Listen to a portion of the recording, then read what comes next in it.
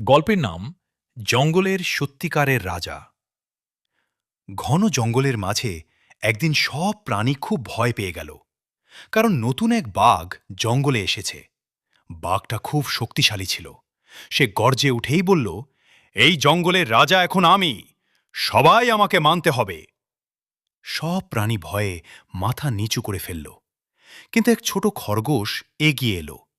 খরগোশ বলল, রাজা হতে শুধু শক্তি থাকলেই হয় না, বুদ্ধি আর দয়া থাকতে হয়।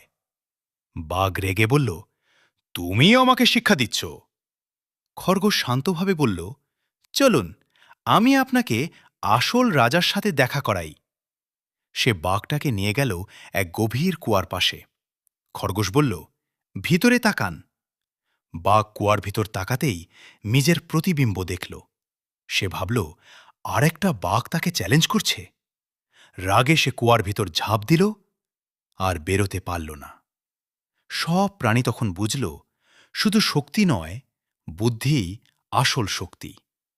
গল্পের শিক্ষা: বুদ্ধি ও ধৈর্য অনেক সময় শক্তির থেকেও বড়।